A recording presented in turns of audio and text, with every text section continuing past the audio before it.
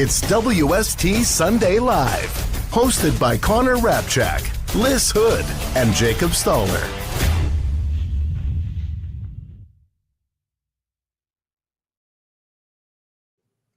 Good morning, everyone, and welcome to a camping edition of WST Sunday Live. My name is Hrabchak, today joined by Lyss Houde, and we're going to be talking about the Winnipeg Jets offseason today, a lot of Stanley Cup Final talk as well. There's a lot to talk about with not that much to talk about.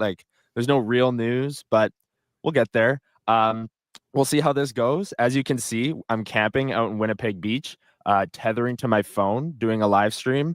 Thank you, everyone who's joined us here at Sunday at 9 a.m. Lyss, how are you doing this morning? I'm good. I'm not camping, so I don't have anything nearly as exciting to talk about. My background looks the exact same as it always does, except I guess I'm missing one of my hats because the Arizona Coyotes hat is my favorite hat, and I actually wear that one. The other ones just kind of stay on the wall, but I'm like, that one's way too swaggy. I love wearing that one. So that one had to take the trip down with me to the desert last weekend, which is part of the reason why we didn't have a show, but also we don't need to be sitting here every week in the off season when there is very, very little to talk about. It's very fun when the top topics of conversation on our list are like Rasmus Kapari and Dmitry Rashevsky, right? Like that's how you know. Exactly. So those are the kind of things that we're going to talk about today. I'm already getting flack in the comments. That's not camping from Sammy Smokes and Doug. I get it. It's glamping. This motorhome is awesome. Yeah, Dallas earlier on was saying, did you get stuck in the rain? Yeah, but we just sat inside and watched Mission Impossible movies. This is not tenting. I'm fully aware of that, and it's a beautiful weekend so far. This is about to be a crazy take, but I feel like this conversation reminds me a bit of when people are like the policing of hockey fans, where it's like, you can't name all the players in the team. You're not a real listen, don't get me wrong. I have never been to a campsite where we've had power before. I'm a bit more of a camping camp. Doesn't mean I like it. Whatever. But it's but if I turn over and it's okay, we're in a tent trailer with no power. Is that camping? I don't know. But the person beside me is in a tent. They're camping. I'm not. And the person beside them is sleeping under the stars out, getting ready to be attacked by bears. They're camping. It's if you're at a campsite and you're having fun and you're cracking morning beers in your Winnipeg Sports Talk Sunday koozie, not a you're morning camping. beer. You're Coffee, camping. But hey, not a Winnipeg Sports Talk mug either. Winnipeg Jets mug. Not gonna judge. Well, then what are you even doing, man? Well, what am I doing? I'm not even camping. This is fake camping. Anyways, let's get to it. Before everyone wakes up here at the campsite and the noises become too much for us to host a show. The Winnipeg Jets. There's not much news, like we said, to discuss. We'll get to the Jets in a second, but Lyss, let's just start quickly with our thoughts on the Stanley Cup Final. We've had two games so far. The series is tied 1-1. Both games have gone to overtime. They've both been, as advertised in terms of the entertainment. You've had highlight reel plays from Connor McDavid. You'd have Sam Bennett accidentally falling into goalies on purpose. These Stanley Cup Finals have been everything you could have asked for through two games. And it's been so much fun to watch, at least from a non-invested perspective, just sitting back and watching some really, really highly entertaining hockey. No, absolutely. I think, listen, everyone knows I've made it very, very clear that I am not a fan of either of these teams. I don't really wish either of them well. I liked Florida way back in the day when they were kind of terrible and then they just whatever. But it's incredible for the sport to have Connor McDavid in a Stanley Cup Final. It's incredible for the sport to have two teams playing in the Stanley Cup Final that it's so abundantly clear that these are the two best teams in the NHL. This is not a situation of the Montreal Canadiens stumbling into the Stanley Cup Final against the Tampa Bay Lightning in the COVID, whatever. No, right. These two, it's really annoying to watch the final of a league when you're the team that I cheer for, the team that I cover, whatever, could totally take one of these teams. Mine couldn't. Let's be real here. These are two incredible hockey teams that are playing incredible hockey games. And I think we're seeing it in real time that this is pretty good hockey teams. And I think there's a lot that teams can learn from these teams. And every year we see overcorrections to look a little bit more like the Stanley Cup champion. If teams start overcorrecting to look a bit like either of these teams, I think it's actually going to be better for the league. So listen, I'm not happy that this is where we're at because I'm a hater in my heart and I hate these teams. But I want the league to grow. I want the league to do well. I want to watch good hockey for 82 games of the season next year and for the playoffs next year. And I think we're putting ourselves in a good position for that. Yeah, if the Winnipeg Jets can learn anything from the Stanley Cup Finals, it's draft Connor McDavid. Have that guy follow on for your more team. You follow for more. Or Leon Draisaitl. That too. Yeah. So take your pick. Get one of them take at that. least. You know. No, I do think that both of these teams are a great example of like, you know what you're good at and you fully leaned into it. You didn't try and, the Florida Panthers know that they are great at playing a little bit with an edge and playing on the line and forechecking you to death and having that like grit skill combination. That's their thing. And the Edmonton Oilers can play that game a little bit too, but they're more of like we're going to move the puck up. We're going to get the puck to our best players and beat you off the rush, beat you in transition, things like that. And, try and mask our goaltender as best as possible, which Stuart Skinner was great in the Western Conference Finals. He's had some moments here in the Cup Final as well. But I think both teams just fully leaning into what they're great at is kind of what you're going with their list. And I agree with you is that we're seeing these two teams play at such a high level. And if it's a copycat league, teams will just fully lean into what they're great at. And that's great for the league. Not everyone can be Florida. A team's going to pay Sam Bennett $10 million and probably regret it. You want to know why? Because they're not Florida. If you have one Sam Bennett's not as good as if you have four Sam Bennetts, which is what the Florida Panthers have, and Marchand and Tkachuk and Verhaeghe and Barkov can all play that style. If you place Sam Bennett on the Vancouver Canucks, they're not just going to become this gritty, skilled team overnight. Like it's a little bit of both. So either way, these Cup games have been incredible. Watching Connor McDavid do his thing is so much fun. He's just like walking Alexander Barkov Barkov and Ekblad, feeding it to Draisaitl. Name's so nice, you got to say it twice. Yeah. Yeah, exactly. No, but it's been so much fun watching. Is there anything else you have to say on the series so far, Liz?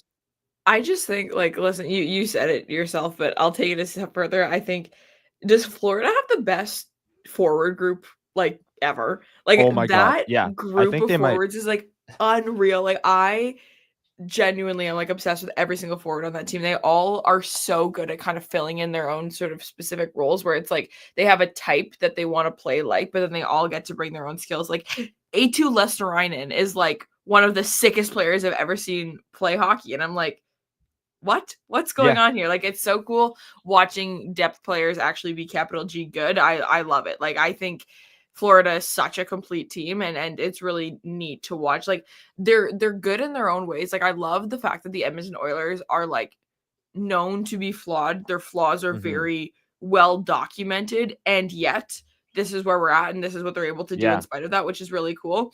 And then Florida's kind of like the other side of that coin where it's like there's just such a complete unit of players that actually, like, I don't know, like, it's the whole idea of when you have a bunch of talented guys on a team, guys who are less talented, you're just like, oh, this guy, I guess, is in the bottom six. No, these guys have like a role carved out for themselves, and it's really, really, really cool.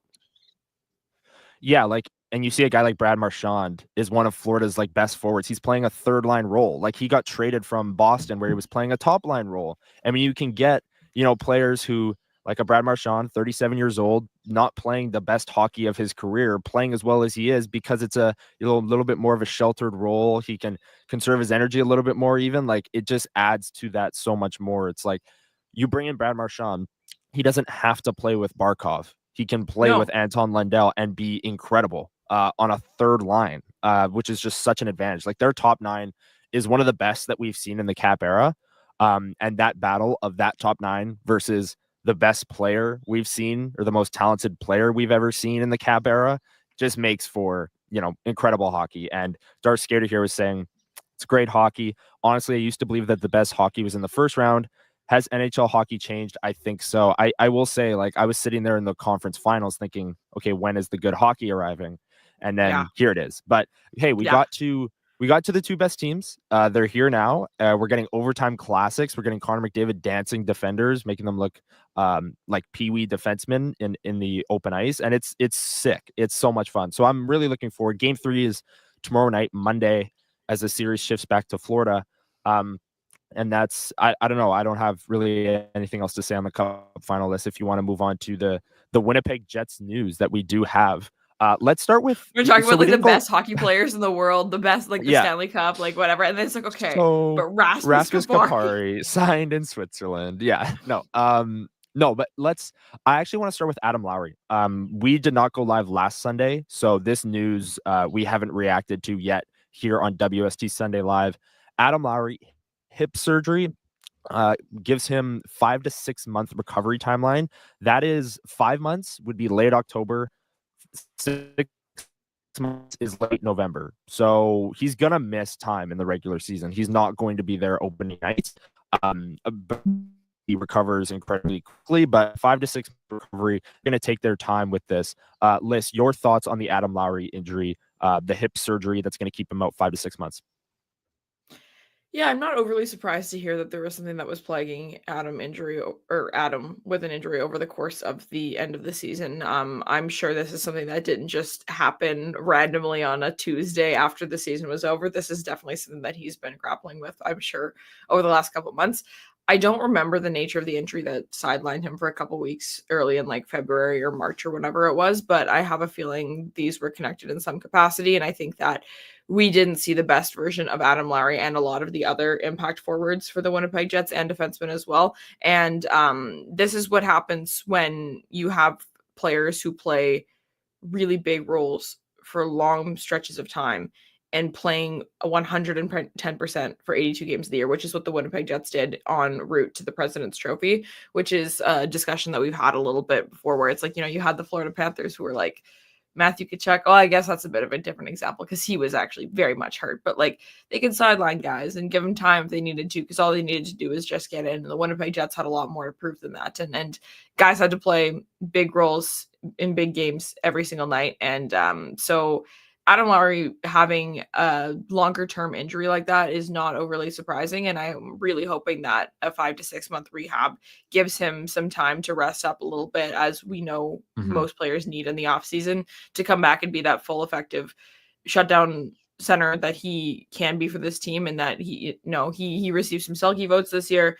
This is not the year that I would have, gone to bat for Adam Lowry as a Selke finalist, but it is nice to see him getting some love for that sort of thing, because he is a very, very, very effective forward in the role that he's been given. So if the Winnipeg Jets want to build off of the momentum that they gained for themselves in this regular season and postseason, they need a healthy Adam Lowry to be playing. He plays the second most minutes of centers on their team, right? So they need a healthy Adam Lowry. And so I'm hoping that he comes back in good shape. And if it, takes until November or December, give him that time. You want him at his best at the end of the season as opposed to rushing him back. Yeah, I agree. And it wasn't the usual playoff Lowry that we saw. My connection's freezing up a little bit here. Let me know if my takes have any. Yeah. Well, your takes are always terrible, so I don't know if that's going to have an impact. How about you talk about the Rasmus Kapari thing? For sure. I'll jump in and talk about that a little bit, because I have thoughts on another center who played a role for the Winnipeg Jets last year. Definitely not to the exact same capacity, and definitely not a similar type of player. For Rasmus Kapari going to Europe, not gonna lie, I haven't been super locked in on Jets content the last couple of weeks, so I haven't read as much as I normally would have, or listened to as much as I normally would have. So I don't know if this is a popular take or not, but I'm kind of surprised by this. Not surprised that he's not gonna be playing for the Winnipeg Jets next year. If there was, a trade or waivers or whatever sort of thing, I wouldn't have been like overly shocked. But this is an NHL caliber player to me. This is a guy who could easily go and play a fourth line role on many, many NHL teams. Not maybe some of the best. He wouldn't crack the Finnish core there in Florida. I'm not saying that by any means, but there's NHL potential in this player. I think he can hang with guys because of how quick he is. And I think you can utilize guys like that very easily, especially a guy who plays center and all these different things. I'm a little bit surprised that he's just kind of bowing out and saying, all right, see ya, NHL. I wasn't expecting that. But I mean, it's a non-issue for the Winnipeg Jets. The only thing is just the whole concept of a guy who I think was a little bit of a hang up in the Pierre-Luc Dubois trade for the Winnipeg Jets. They really did want him. Not panning out in the way you want is not ideal, because that is still a testament of development. That's a pretty young player that they got. And the whole idea of just, I know I don't put too much stock into draft position after players been drafted in terms of what they should or should not become, but it's just too bad that you couldn't use that to leverage someone else and strong arm someone else into turning a first round pick into something else. So those are kind of my blanket thoughts on that player. Again, does it impact the Winnipeg? Are the Winnipeg Jets going to win or lose any more games because of this transaction? No. I don't really care all that much about it, but that's kind of my blanket thoughts on the situation there. I don't know where Connor's at, so I can he was there to give me a little bit of flack on the first round pick draft position, but I don't know, man. Can you hear me? Oh, how fun. I guess the tethering of the phone is it started off really well. His picture was super, super clear, and I feel like we're getting a little bit of graininess there. Oh, there you are. I'm back. Yeah. Wi-Fi spotty. Yeah. We'll keep rolling. I can hear you well. Doug said they can hear you. But anyways, yes, you were wrapping up. I know. I'm never the problem. I've never been the problem. No, it's Morgan Wallen. I'm the problem. It's my Wi-Fi for sure. But anyways, yeah, I don't know if this is working, but I'll just quickly say my thoughts on Rasmus Kapari. The fourth line nature of his game and not really getting an opportunity to play up in the lineup was on him. Like, he had the talent, he had the tools to do it, and it's he had the lack of finishing and the speed and all of those things. So it's really interesting to me, the point you brought up, that he can't really find a job in the NHL because of that first round pedigree. Like, he was drafted in the first round, and that is something that GMs do value. So it was a little bit shocking to me, that part of it for sure. And then for the actual like Jets roster construction part of it, Lyss, I don't think this has really any impact. Do you? Like, he's a fourth line player, No. And they'll find a replacement. No, and the Winnipeg Jets deeper in the lineup, it's very funny because higher in the lineup, it's like, oh my God, who can play center? Please, someone play center. Vlad Nemeskov, up you go. Cole Perfetti, can you still try? Gabe already take some faceoffs. Lower in the lineup for the Winnipeg Jets, every single player is a center. So, like, again, it's not even like the positional part of it matters all that much. They have other left-handed centers, right-handed centers that can come in and take that role. Who cares? Yeah, exactly. And I think this is a good transition to another new left-hand center that could be a Winnipeg Jet.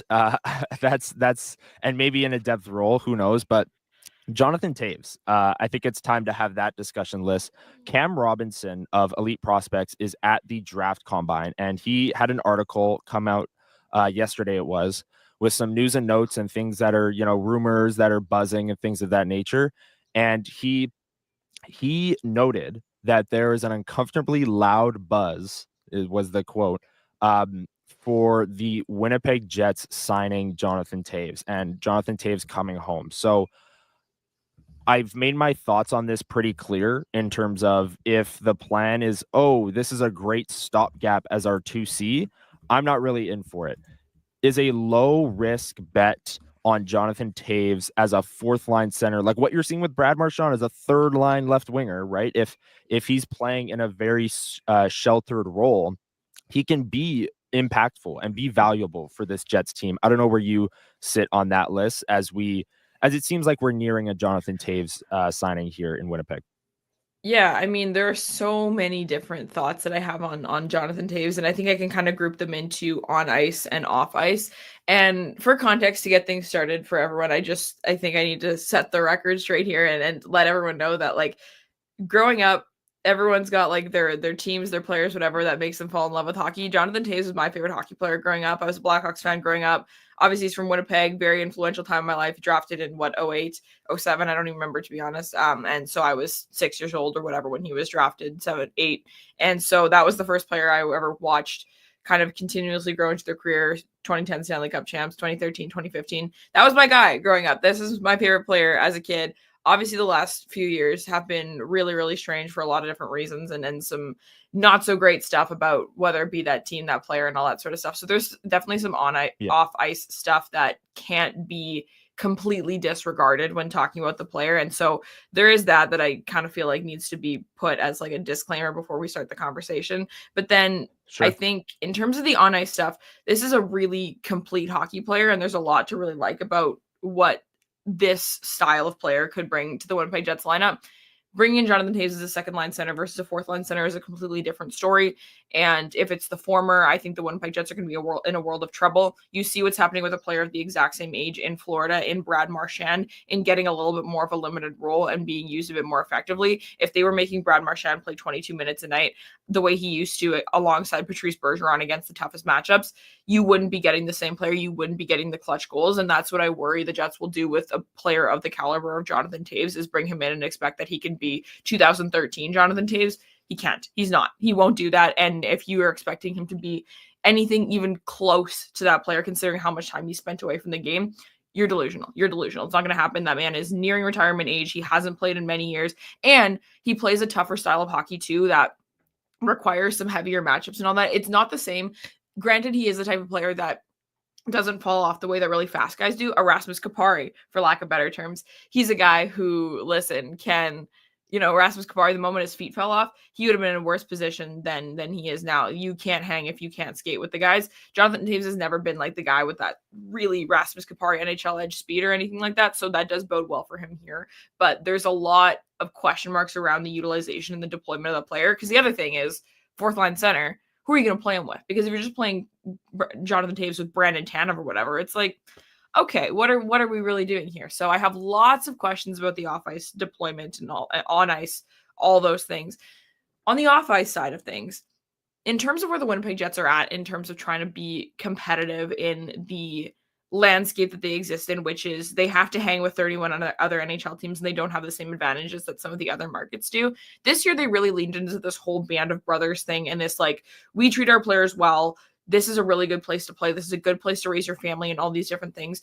If the Winnipeg Jets could take a hometown bred NHL star player and make the record show that that player wants to come here and wants to be part of this group and I think that would be a really good thing for the future of, say, a Mark Stone, a Seth Jarvis, a bunch of these different players that are maybe from the area that the Winnipeg Jets could try and compete to get when they get closer to the ends of their current contracts and stuff like that. I think it would be a good thing for the future position of the Winnipeg Jets in terms of player trades, because we know that they don't have the same free agent signing ability that some of these other more competitive, more desirable markets might have. I think that if the Winnipeg Jets could sort of have that story of the coming home player, all these things, I think it would be good for them in terms of setting themselves up to bring in more players in the future. So that is a huge rant about all kinds of different aspects. But my TLDR thoughts are that, like, I don't think I really want this. And I also think the other thing is I feel like this is a player that should retire a Chicago Blackhawk too. There is that part of it as well. So I don't know. And that's a very incomplete group of thoughts. It's just a bunch of them. And this is my outlet to share them all. And so that's where I'm at. And I don't know if you're back and you can hear me at all, but that's where I am. I've been hearing you this whole time. Give me a nod. Oh God, if you my can apologies. Hear me. Yeah, no, I can hear you. Okay, yes, as long as you can hear me. No one needed to hear all that, but there you go. No, I like the way that you summed that up, because it's not as simple as let's just bring in Jonathan Toews. Like there's a little bit more to it, and I think you did a really good job there of navigating all the different angles to it. To me, it comes down to deployment. I said it right off the top. You mentioned it there too. I mean, when Jonathan Toews, the last season he played, he had less 5-on-5 goals than Boris Tkachuk for the Chicago Blackhawks. Boris Tkachuk is in the AHL right now. He had 5-on-5 goals in 2022-23. Jonathan Toews had 4. All right. So the points were like all on the power play in Jonathan Toews last season. And yes, he was dealing with the sickness or the illness that kept him out for the past couple of years, and he had to get back from that. And he was probably playing through that. And that should be noted as well.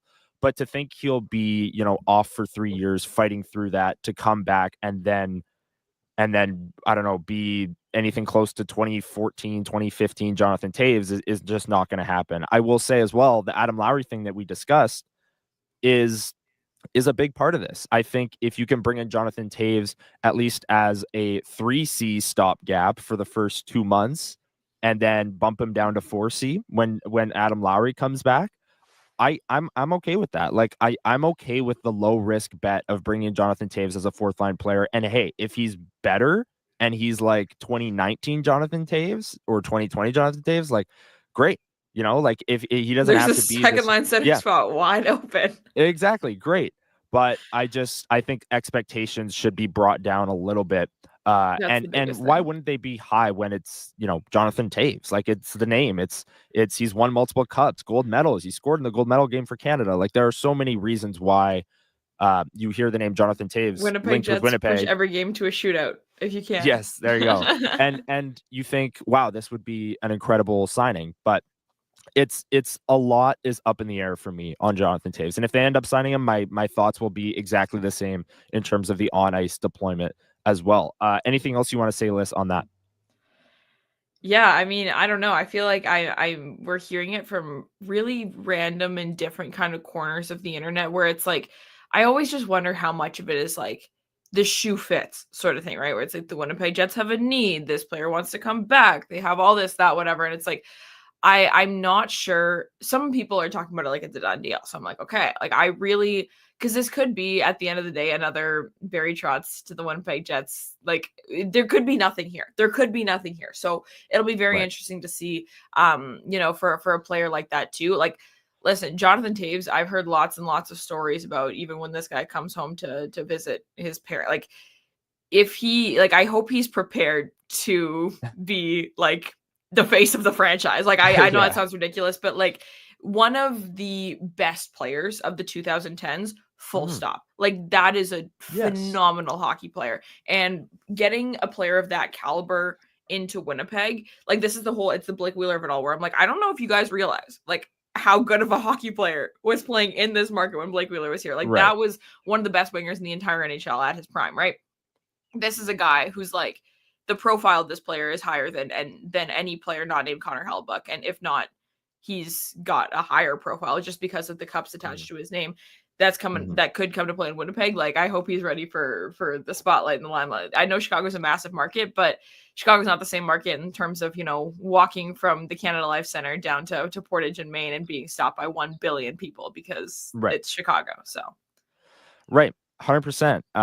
And yeah, I don't know. I think that's a good place to leave it. Like we're both clearly, like in a let's wait and see mindset here with the Jonathan Toews situation. So we will wait and see if that signing ends up happening. But I agree with you on the point of a lot of people are speaking with a lot of confidence that this is going to happen. So it looks like we're heading towards that. It looks like Jonathan Toews will become a Winnipeg Jet, and obviously that can change with anything in the National Hockey League. You know, Vegas or Toronto could come out of nowhere and offer a ton of money. So it'd be interesting to see what the contract looks like, and all of those things when Jonathan Toews does sign with an NHL team, which he's aiming to do, and have that come back into the NHL.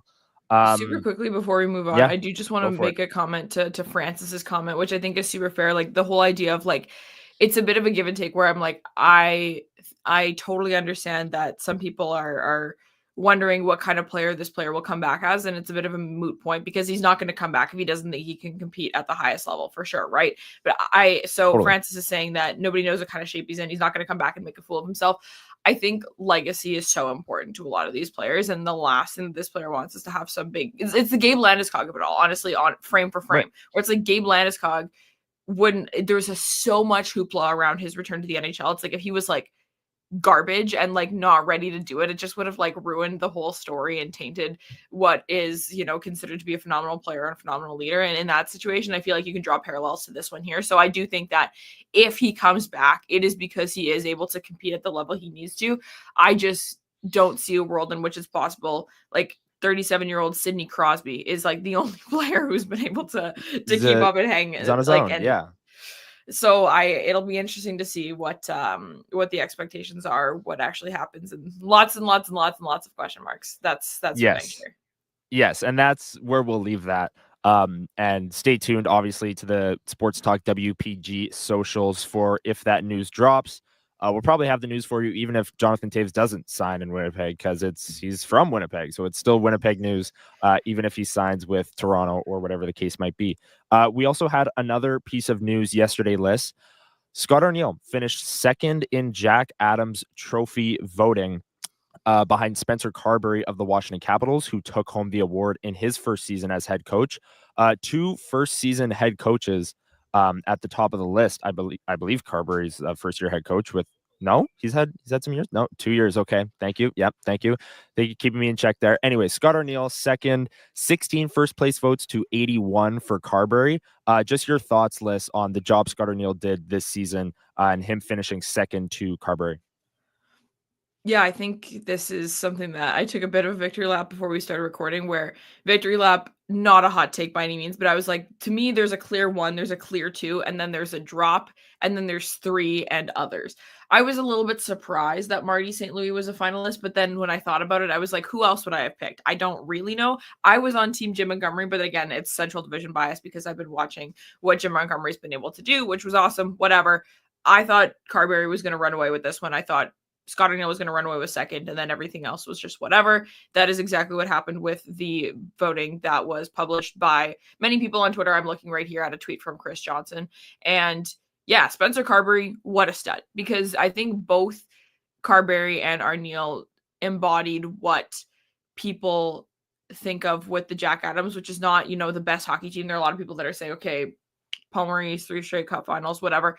These guys took teams that nobody was expecting to finish as high as they did and took them to another level. We all know what the Washington Capitals looked like last year, even under Spencer Carberry, because he was their coach last year, unless I'm crazy, but I'm pretty sure he was.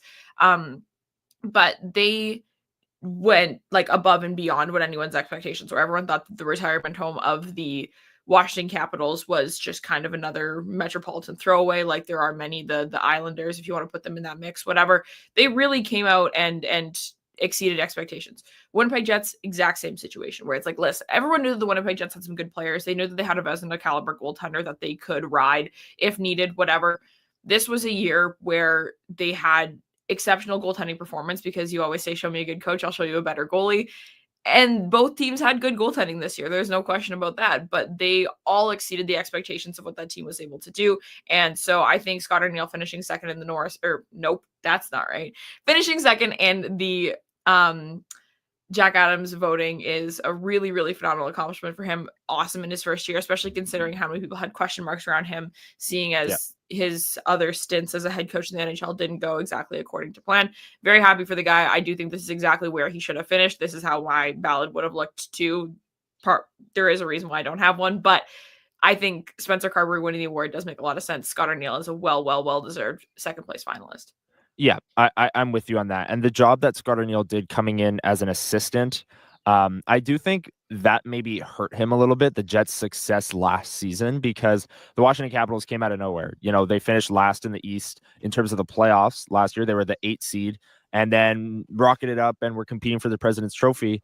The Jets were a 110-point team, went to a 116-point team. Scott Arniel was already on the staff. So I think those things worked against him, but still an incredible season for Scott Arniel and the job that he did. And when you see the team come together the way that they did for Mark Scheifele in Game 6 and things of that nature, like that is reflective of the leadership group. That is reflective of the coach. Those are the things that you want your coach to do. And then all of the X's and O's we debate here every single Sunday on Sunday Live, like Logan Stanley being in the lineup. That was a big talking point all season long. And Scott Arniel was the one making that decision, So there are things that we disagreed with on Scott Arniel, and a lot of people disagreed with in terms of the X's and O's. But what you can't say is that he didn't, build the culture up even higher than it already was and put it on the right trajectory here in Winnipeg. So it's a well-deserved second place. I agree with you there. He absolutely, maybe in a different year, would have won it. Just the nature of the Capitals going from the 8th seed in the East to the 1 seed really improved things there for sure. What did I want to ask you about next? There was something else. Did you hear the Elliot Friedman quote on Nikolaj Ehlers' list? Yeah, remind me though. I definitely saw it, might have scrolled, but I did see it's a 32 Thoughts quote that was like kind of a nothing burger, correct? Like about him. Oh, the winning quote. Yes. So basically, I don't have the exact quote in front of me, but the quote was that Elliot Friedman said, Nikolaj Ehlers wants to win, and he's going to value winning in his next contract. Now, this is something that could just be, a statement being said. He could sign a $10 million deal with Chicago on July 1. And it's like, well, he thinks it's going to win. Like every player is just going to, wherever they sign, they're going to say, this is a great opportunity to win. So That part of it, I think, is a nothing burger. But the one part where Elliot Friedman mentioned the one issue that he hears from people in Winnipeg, not Nikolaj Ehlers, is that there's always been, the lack of top opportunity in Winnipeg. So my question to you, Lyss, was, did that quote from Elliot Friedman change your perspective on Nikolaj Ehlers and your confidence in him re-signing as a Jet on July 1? Yeah, I mean, I think no, not really. Just in terms of I don't know how much stock I put into any of that because I know all that is all objectively true information. There's no way that Nikolaj Ehlers is the most efficient player on the Winnipeg Jets, but has the 8th most 5-on-5 opportunity and isn't well, we would be better if I got to play more because look at what I've done. Right? I think it's kind of a given. And the whole Nikolaj Ehlers wants to win thing, I have been on the record saying this so many times, but it's I don't think that he's going to go sign a 7-year deal in Chicago. I really don't. This is a player who I will never, ever buy into any kind of narrative that this is a selfish player, that this isn't a team player, whatever. There is no one on this team that sticks up for his teammates quite like Nikolaj Ehlers. He just does it in weird ways. He's not a brute force guy, whatever. If you think about, again, I've said this before, but how many career fights he has compared to a Cal Connor or even a Mark Scheifele. It's that guy wants to win. That is a competitive dude, and that is a guy who I think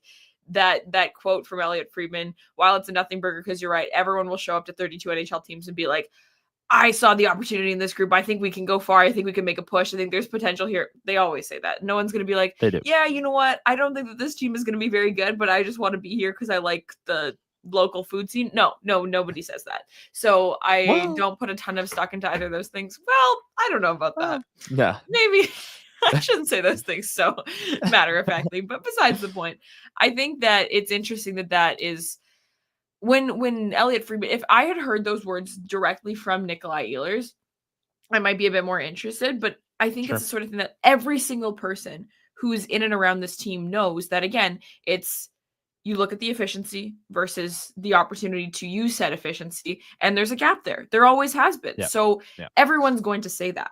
I don't care if you work for the team, if you cover the team, if you just watch the team, it's just the common narrative around the player. So I don't feel as though that this is new or breaking information. I still feel as though it's a possibility for the player to sign here.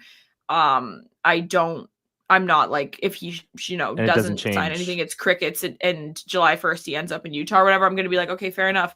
Nikolaj Ehlers, you are a Carolina Hurricane. But I think it's interesting that, he is getting the amount of high profile external coverage that I was hoping he might, because of how interesting it is to see a player of this caliber hit the open market, considering that Mitch Marner also is doing the same and a lot of the attention could be absorbed there. So it's nice that a lot of people are talking about it, but the quote didn't change my life. That's my pin in the conversation. Okay, great. Yes, that was my question. So that's a good answer. This was an interesting, I saw this from friend of the show, Murat Atesh in The Athletic, had an article on Ehlers. And in that article, he ranked the most painful teams to see Nikolaj Ehlers sign with. So Lyss, I'm going to ask you, what is the most painful jersey we could see Nikolaj Ehlers in opening night next season? Okay, I feel like I need to take this from a couple of different angles, because for me the most painful one is Toronto, because I hate those guys. Because the thing is too is even the Edmonton Oilers I put into that same category, because I don't want to see anyone that I care about in any capacity play for either of those teams. That said, the Edmonton Oilers are a fantastic hockey team, and granted, I know they have no cap flexibility to make this work, so it's a bit of a moot point. But at least if you were to go to the Edmonton Oilers, there's a chance that we see Nikolaj Ehlers hoist a cup in the next couple of years because of how good that team is. Toronto, I don't see that happening with, because they're going to lose one of their best players in Mitch Marner. John Tavares has fallen off, and who knows what's going on with the rest of them. I don't see that team, being a cup contender, barring some massive changes that they're going to go through and see what Craig Berube can do. I would hate that. I also think, though, just in general, watching him go to a division rival that's on the up would hurt a lot. So a Minnesota Wild, Colorado Avalanche is where I'm thinking. Colorado Avalanche, just because we know that the Avs can be Winnipeg Jets killers, and this is a player that I think could work really well with a lot of the different players on the Colorado Avalanche. So I'd have to circle those two in particular for the Central Division. But I'm not going to lie to you. A guy that's been drafted by the Winnipeg Jets and has played here for 10 years, it's going to hurt to see him in any other jersey. Yeah, that's a good point. Thank you everyone, by the way, who's playing along in chat, joining us here on a WST Sunday Oh, Live. sorry. Vegas. Yeah, I gotta add that one Vegas, too. What the Vegas that as would well. suck. That would Vegas, suck. yes. Thank you everyone for joining us. I again, we're going through the show. I don't know if you can hear me at all times or see me at all times or if I'm freezing, but we're rolling. And it's working so far. So I'm not going to touch anything, and we'll see if this ends up working right till 10 o'clock when we're off the air. But my answer to this list is easily Minnesota or St. Louis. Central Division, you'd see them a lot. Jets fans don't like either of those teams, especially, I mean, Minnesota, the rivalry as of late has lost some steam because the Jets have just dominated it. Like they've just won every single game.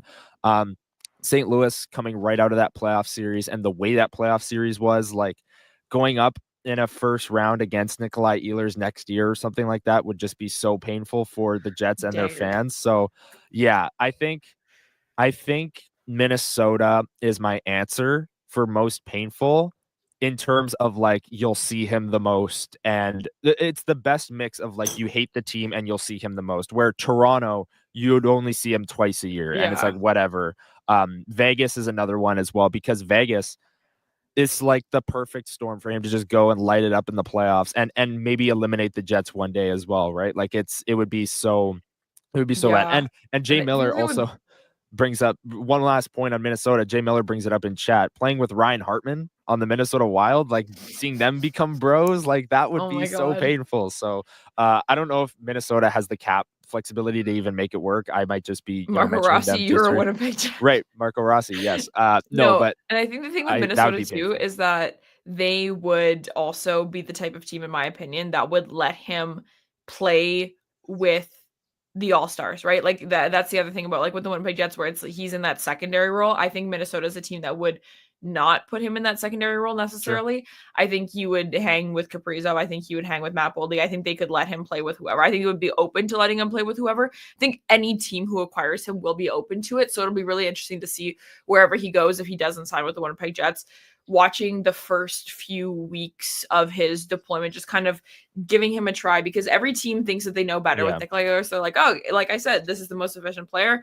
Of course he's going to play on our top line. And just watching and making sure that they find a fit with players before they find a fit in terms of typical mantra of first, second, third, fourth line. I think finding a guy he works with matters more. And if that ends up being on the first, second, or third line, who cares? He just needs to find guys he works with. Yeah, absolutely. And Carolina is one where, you're not happy to see Nikolaj Ehlers go at all, but that would be a fun one. Carolina's been interested in Nikolaj Ehlers for a long time.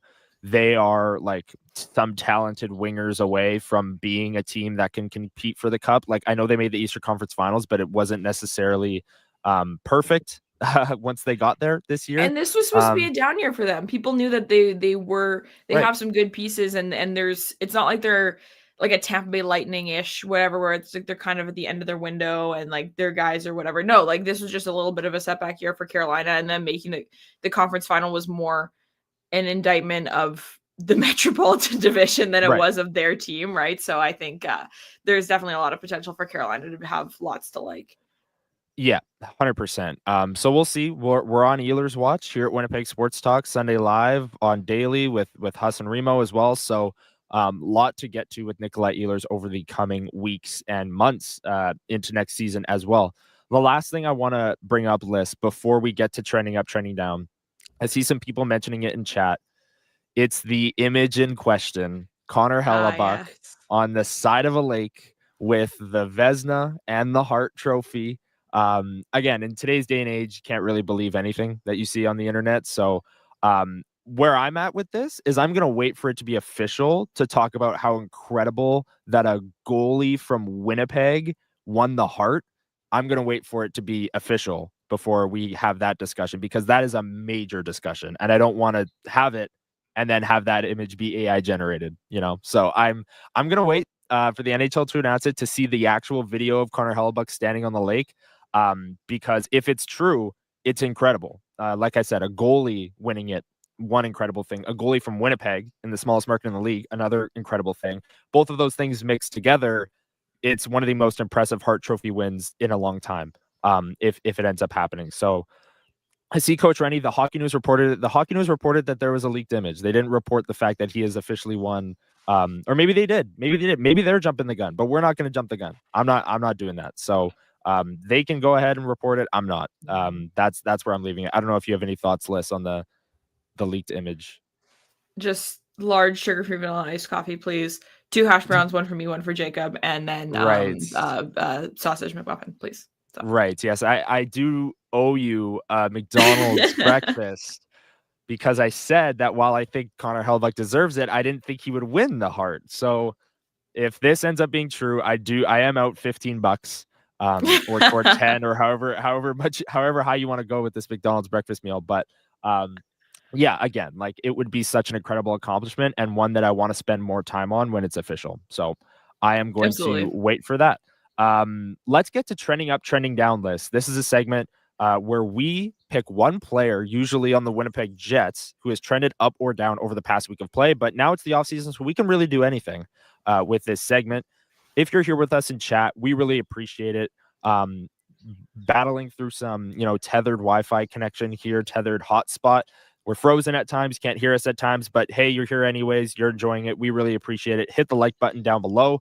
And let's and drop your picks down below. Sorry, in the comments for trending up, trending down. Liz, I'll let you go first for trending up. You can take whatever. You can take a player in the Edmonton, Florida. You could take a Winnipeg Jet.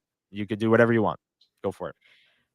For trending up, I am going to go with none other than Corey Perry himself. I think we got to give a little bit of love to whatever the heck's going on over there in Edmonton. I just can't believe how inevitable Corey Perry is right now, and it's so cool to watch. I love it when it's very Brad Marchand and him. There are so many parallels to that storylines in terms of it's hilarious, and the whole Corey Perry story of the Cup Finals over the last couple of years. Loved his media day quote. People were like, "Do you get tired of playing in the Stanley Cup Final?" He's like, "No." Like, he's so good. Nope. Corey Perry cracks me up. He's a guy who, listen, like we were talking earlier about my Jonathan Toews lore. I also, like a lot of other people, when the Winnipeg Jets weren't here, everyone in Winnipeg was always looking for other teams to watch and everything like that. The Anaheim Ducks were so good in the early 2000s, and my family is a big Teemu Selanne family, so I remember 2007 watching that Cup team was so much fun, and Corey Perry was such a fun part of that too. Granted, my memory is a bit clouded because I was like 6, but I do remember that Stanley Cup win very, very well, and so watching that player kind of go over the course of his career has been really cool. I know there was some really goofy stuff that happened a couple years ago, so I sure hope that this player is someone that I'm allowed to root for, because it's kind of fun to watch him at the ripe age of 40 just continue to be such an impact player for the Edmonton Oilers. And that last goal that he had there is so funny, because it's like, I don't remember who the defender was, Seth Jones, Forsling, I don't remember. It's like, did everything right, but it's like, I guess Corey Perry is just like inevitable. I don't even know. Hilarious. Love it. Corey Perry trending up for me. Nice. Sarah Sivian, who you've spoken with before, Liz, had an article before the final started saying, like, these two teams are so evenly matched. It's going to be so entertaining. What if you just enjoyed the Cup final? That's where I'm at with Corey Perry. Like, do I like Corey Perry as a player? No. But I'm just going to enjoy the Cup final for what it is. Do I like watching Sam Bennett accidentally on purpose fall into goaltenders? Absolutely not.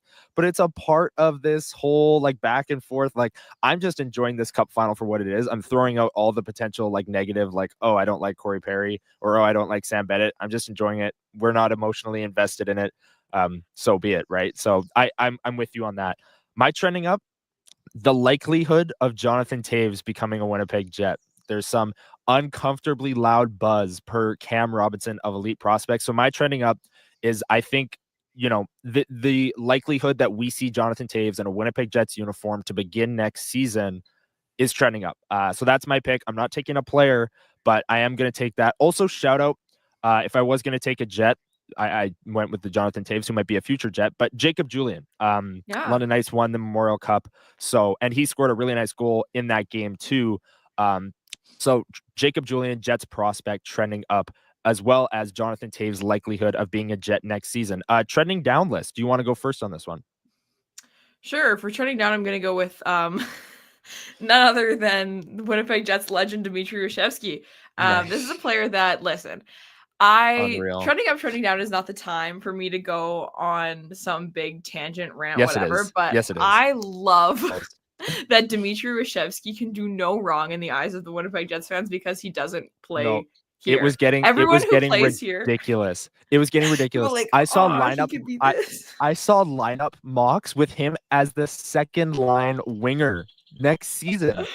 I was like, no, this guy can't come here. Like, Oh my Reshevsky God. could be an Ehlers replacement. It's like you've never watched Dmitry Reshevsky in your life, and like it was getting so ridiculous. It's like, could he come over and maybe be like a depth option? Great, I don't know, but let's not sit here and be like, oh, Reshevsky can play well with Perfetti on the second line. Like, I don't know. So it was getting ridiculous. I agree with you.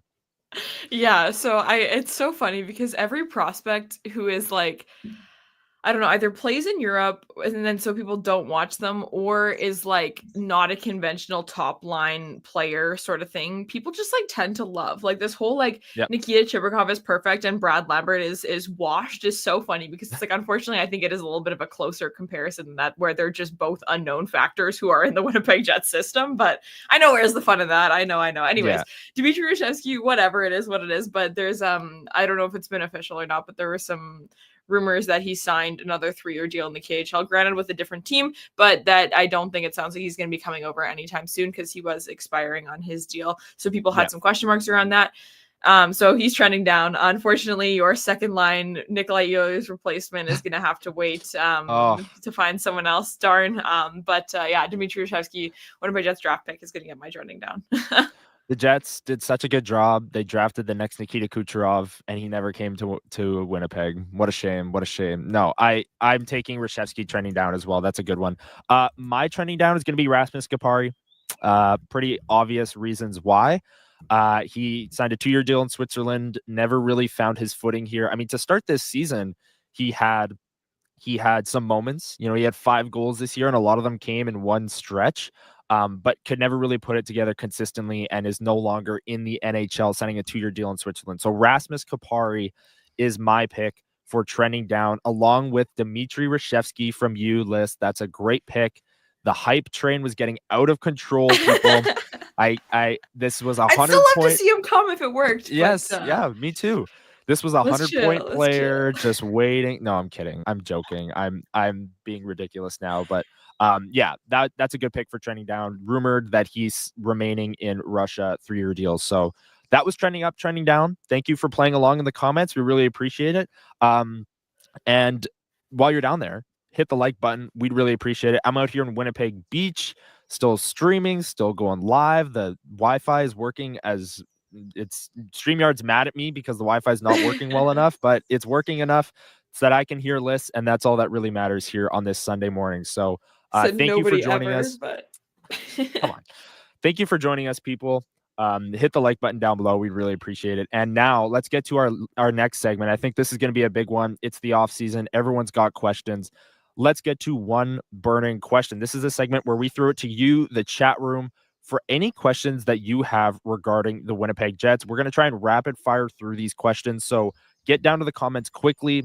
Drop your one burning question below, and we are going to try and answer as many as we can here on a beautiful Sunday morning from Winnipeg Beach. I believe it's 13 degrees and sunny, so warm enough to be out here doing a great show.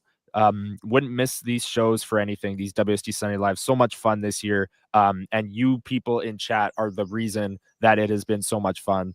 Coming here and dropping your one burning question. So drop them in the pick or in the chat below. And the reason I said pick is because I'm reading AJ's question in my brain, which is, do you think that Chevy keeps the 28th pick overall or makes a trade? Lyss, this is something. That. No, you answer that. You get to have that. I've been very adamant from the moment the trade deadline happened when they kept the pick. I was like, there's no way they kept their first round pick. And now that we're sitting here in the offseason and, maybe Nikolaj Ehlers might be walking and Dmitry Reshevsky, 100-point player, just didn't come out. No, I'm kidding. I'll stop that bit. But this first round pick is the easiest way to give this team what it needs next season, whether it's a second line center, whether it's a Nikolaj Ehlers replacement, whether it's a top-handed right shot defenseman. This first round pick, albeit 28th overall and not very high in value when you look at first round picks, GMs still very much value it. This first round pick, I think, gets moved, and I think it has to get moved, especially if the Jets get a sense that Nikolaj Ehlers is not going to be coming back, because you can't go into next season with the second line being, like Iafallo, Jonathan Toews, and Cole Perfetti. Like, I just think that kind of second line would get shelled. So I think it gets moved. I think it should get moved. And I've, remained in that mindset for a long, long time now. Lyss, where are you at on first round pick? Do you think they take it or trade it? Yeah, I think they definitely try and move it, right? And I think that's always the question is, will the trigger actually be pulled? Wish they could have done something to move it before we knew what the actual value was of the pick at number 28, because while there was still some potential for it to creep a little bit higher, whether it was earlier in the season or whatnot, maybe there would have been a bit more value there. But the thing for me is with first round Jets draft picks for the Winnipeg Jets, they are just a little bit more valuable as a movable asset in terms of you don't just move them to bring in trade deadline pieces or whatever. You use them to acquire players that other teams might be able to acquire at free agency. So the Winnipeg Jets have holes to fill on this team, and this is an asset that they have that's locked and loaded, ready to go, easy to move. The value is perceived the same across the league. That's the nice thing about picks versus prospects and all that sort of stuff, where we know what a first round draft pick is worth, whereas, other players or other pieces, depending on their perceived value from different reasons and whatnot, they're always a bit different. I think they try and move it. I don't know if they fully pull the trigger and succeed on it, just because they're not going to move it for the sake of moving it. But they also know that whatever player they draft at number 28 overall is not likely to be an impact piece for them while they're in a competitive window. And they have a big, hole to fill with number 27 if he chooses to walk. So I say yes to that one as well. Yeah, and one part of it that I didn't mention that I'm also a reason I'm also very adamant on this is because any player that you draft at 28, I don't care how good they are, how NHL ready they might seem when you draft them, they're not making an impact on the Winnipeg Jets roster until Connor Hellebuyck is like 36 years old, right? Yeah. So this first round pick, you're trading for an impact player right now. Your window is right now. Connor Hellebuyck might have just won the Hart. You just won the President's Trophy. All of these things are happening right now. And that is something that I think works in the Jets' favor to trade the pick here in the first round, because like I said, any player you take, I don't care how big and strong they are as a defenseman, if they're 6'5", they're not making an impact for 3 to 4 years at the absolute minimum. So I think that pick gets moved, and I think it should get moved. Next question here. Dylan Samberg, does he get/take a bridge or long-term deal? I think this ends up being a long-term deal. I could see Gabe Vilardi taking a shorter, not a bridge, but maybe a 4-year deal or a 3-year deal for Gabe Vilardi. Dylan Samberg, I think you're going to get the full 8 years. His buddy Neil Pionk just signed for 7 years. I think Dylan Samberg loves it here. I think the Jets are going to have no issue paying him what he wants. And I think it's not going to be an uncomfortable number either, because Jacob Slavin this year, who is like the ultimate Dylan Samberg, is getting paid $6.1 million on an 8-year deal that's kicking in this season. So, if you want to play the age thing, Samberg's a little bit younger. I still think you see that 8 years in and around 6, maybe $6.5 million at the absolute highest for Dylan Samberg. What do you think, Lyss? You think we see a long-term deal? I say long-term deal. Yep. Nice. Okay. Vern asks, is Hellebuyck overrated? I'd say no.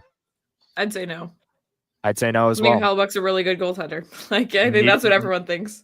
Needed to be better in the playoffs on the road. Yeah, the Hart Trophy is a regular season award. Right. Yeah, and he was great in the regular season. Absolutely. Yep. Schnitzy, who is joining us here on a Sunday morning, really appreciate it. He asked, people are giving Chevy a pass for Nelson's no-move clause, which it was reported Nelson nixed a trade to Winnipeg using that no-move clause. But shouldn't he have known Nelson had a no-move clause? So I think the question here is alluding to, shouldn't there have been a plan B outside of a Brock Nelson? Lyss, where are you at on giving Chevy a pass for not having, maybe he did have other things in the works, but not coming through and adding more at 2C at the deadline? Yeah, I mean, I think it really depends on how the situation kind of played out, because like Shitsy's saying here, if it was a matter of there's a no movement clause here, someone didn't do their homework, that's for dang sure. My question would more just be, the pass would be given from me if Nelson, for lack of better terms, like edged the trade, right, and was like, yeah, I'm interested, and then was like, psych, I'm gonna play my card. It's like, but again, kind if of the player has the card to play. I will say, the way it was reported was that Colorado emerged late, and then he nixed a trade to Winnipeg because Colorado was on the table. So if Colorado never emerged, we might have seen Brock Nelson in a Jets jersey. I don't know. But then And Colorado if emerged, and that's he's the like, well, case, I'd rather go I there. do give him a bit of a pass for that because that sucks. Like that's pretty tough. But again, backup options, all these things you got to do. It is what it is. Especially, I think the biggest thing is considering this Brock Nelson to Colorado deal did not happen 45 minutes before the trade deadline. It happened the night before, so you have hours to get something sorted there. So, an NHL GM is never going to get a pass from me. There's no such thing as getting a pass. So I do definitely think we need to continue to hold Chevy accountable for that. So, but I mean, it's not a easy situation to be in there. No. And I think that he definitely wanted to make it happen, but c'est la vie. Yeah. I'm with you on that. We got 2 questions here from Bryson Reimer. First one, does Yeager play any NHL games next year? I would say no. I think he's going to play a full Moose season. That's my guess on June 8th for Braden Yeager in 2025. What about you, Lyss? I'm going to go yes, but I don't think he plays a full season. I think we could see a couple of like random stints here and there. We talked about this year. Every time a Winnipeg Jets player got hurt, it's like, okay, if it's short term, what do they do? If it's long term, what do they do? I could see it totally being the sort of thing where it's like if in the middle of December, someone's going to be out for like a week, they're like, hey, Braden, come on up. There's a homestand. Come play a couple games. Like I say yes to games, but again, not an ELC burning number of games. Sure. Yep. Love it. Next question. How many years until Salamonson becomes Morrissey's partner? It seems like that is the trajectory. I don't want to project top pair minutes for a player who's just played in the AHL. The trajectory right now is absolutely a player that can make a top 4 impact in the NHL. And Jets fans should be excited for Elias Salamonson, 100%.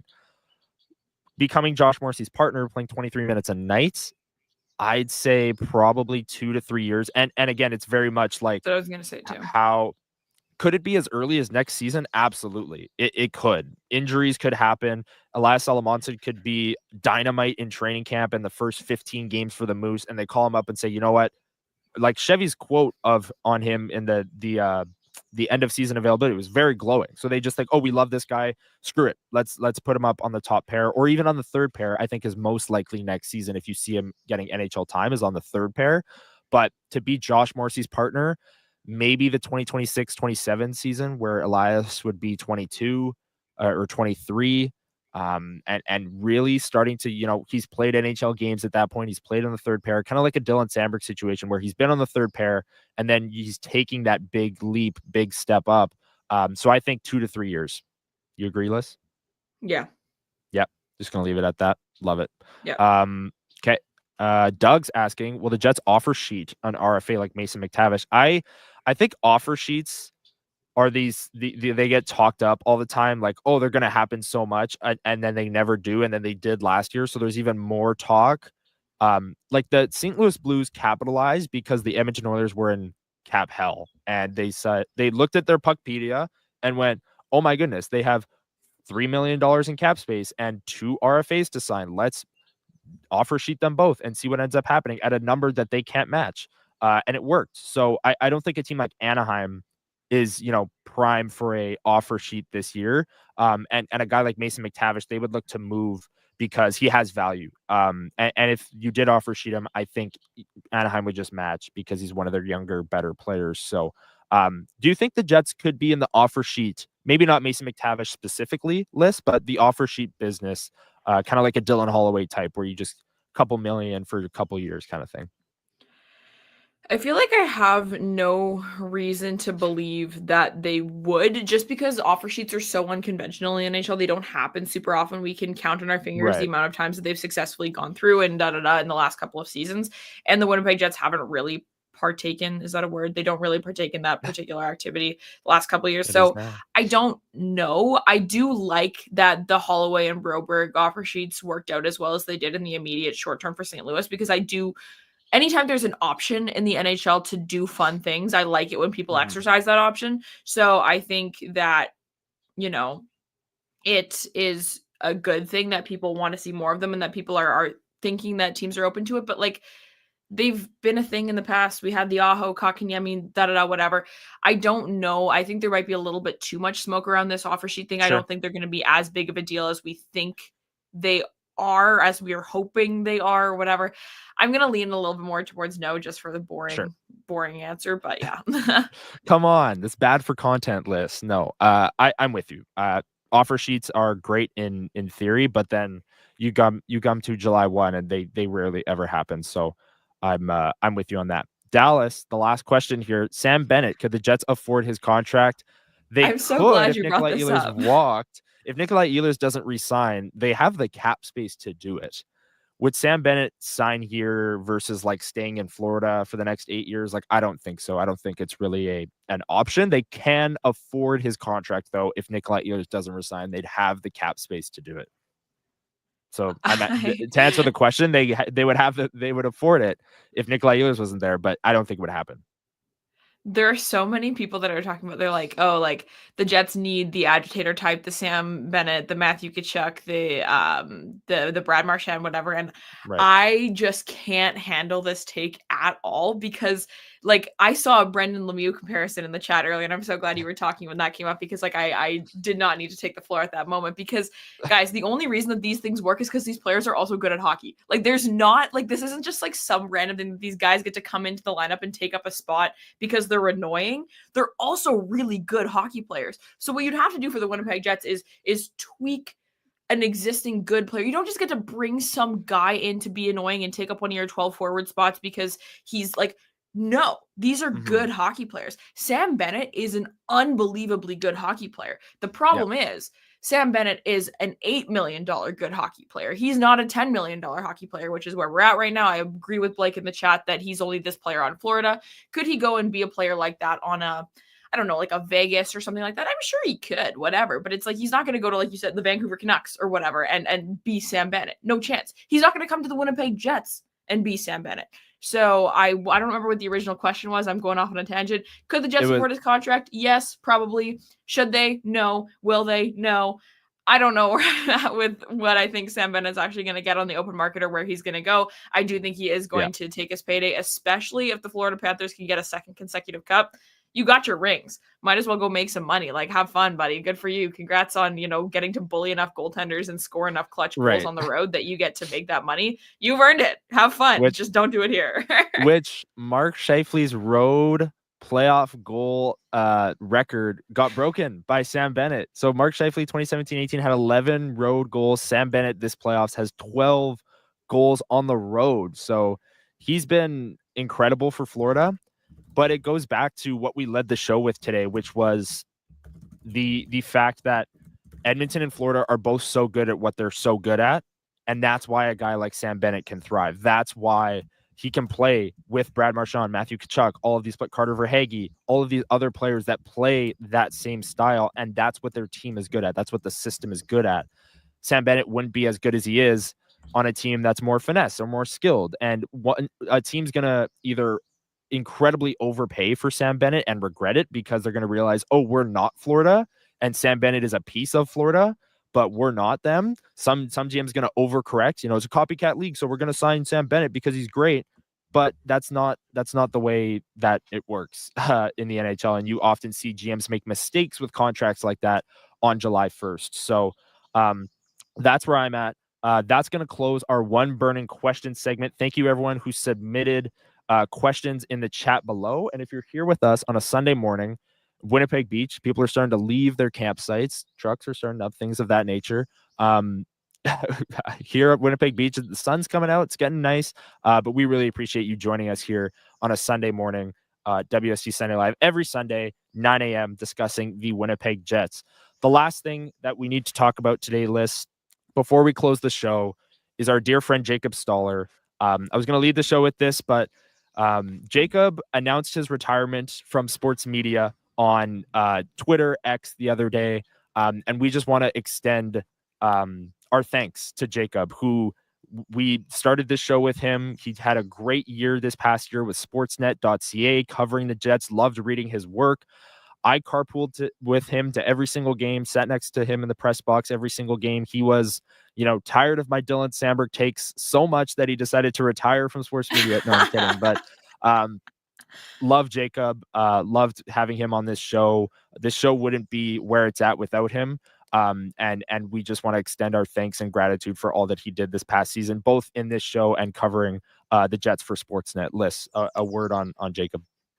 Oh, Jacob, my heart. It's so funny to think about how much has changed over the course of this last year. And I remember when Connor first came up with the concept of this show, this is Connor's show, and he said, this is my idea, this is what I'm going to pitch, and you and Jacob can come on the show, we'll kind of like interchange, go back and forth. And then we're like, you know what, but for the first go round, let's all jump on so everyone can kind of get to know us and we can get started. And I remember, we finished the live stream on the first show, and off it goes. And I had this thought in my brain, and Jacob immediately goes, okay, yeah, so we got to do all three of us like all the time. And I was like, okay, I'm so glad that you guys are thinking this too, because we just immediately had just such great chemistry, such great respect for one another. I love the takes that Jacob brings to the table. I love the dynamic that the three of us had together, because all three of us can get a little bit heated about certain things, but we could all sort of play the mediator if we had to. And I think we had some great conversations over the course of the year, and granted, a really, really good hockey team to talk about every Sunday. So yeah, I genuinely, there are so few people that I enjoy talking about hockey with as much as Jacob. The depth of his knowledge,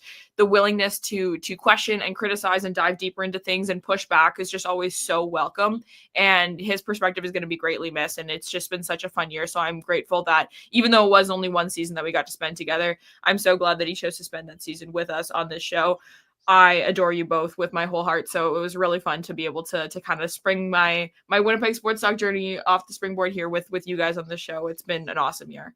Yeah, and just last thing on Jacob, we want to wish him the best of luck moving forward in his other job that he's got, and thank him for all of the great memories here on WST Sunday Live. It's a two-man show now going forward, Lyss. It's just me and you, and I hope people are okay with that. But we're gonna have you covered here throughout the off season.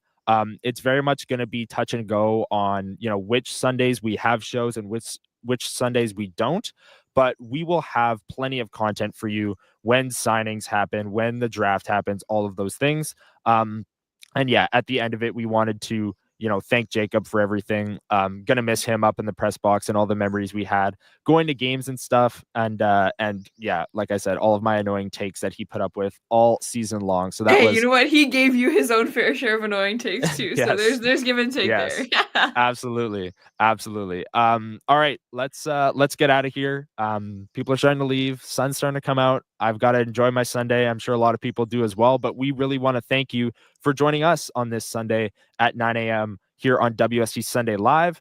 And we'll be back throughout the off season. Like I said, very much just stay tuned to our socials to see if we're going live on certain Sundays. And join us here, Winnipeg Sports Talk, 9 a.m. Hit the notification bell so you get notified when we go live and things of that nature. So thank you everyone for joining us.